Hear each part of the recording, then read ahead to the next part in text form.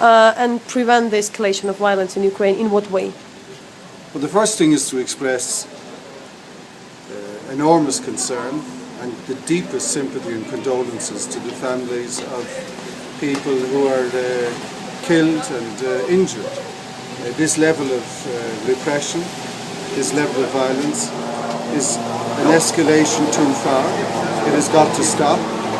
And indeed, I think the legislative package of recent days, frankly, has got to be removed.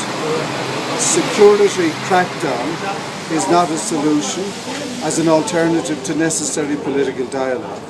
And sooner or later, necessary dialogue will have to find its voice. What can other actors do right now? I think the answer is to insist that the violence must cease. They must make contact at the highest level in Ukraine. That starts, of course, especially with the President.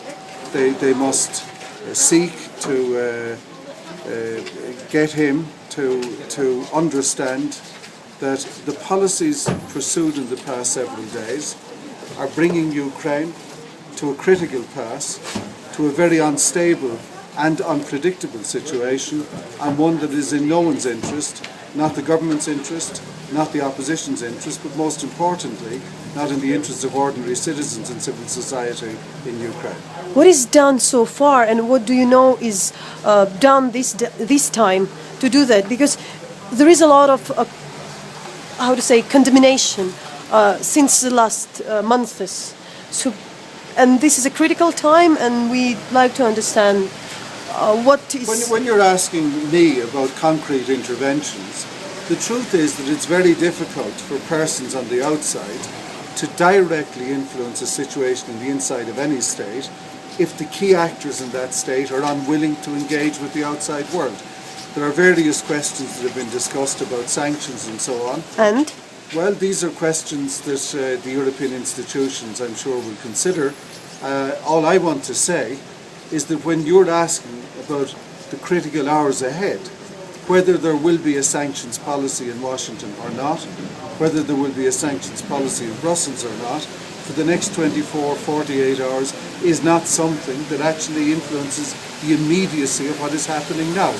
And the what is happening now part requires the clearest transmission of messages that what has happened must stop, because it is leading to a pathway of hopelessness, of escalation, and of who knows what in the end. And is there any, from inside, apart from the government or the president and his circle, are there any agents as well who can influence, the big business? So what is the way? Look, I've taken the opportunity here in the informal context of a meeting on Ukraine to meet with senior government officials, to meet with senior members of the opposition, and to meet with persons connected to senior business people in Ukraine. And I have asked personally each of them, as a matter of urgency, to convey a message to their respective zones of influence that the most urgent thing is to step back from what has brought us to the brink of chaos. Okay.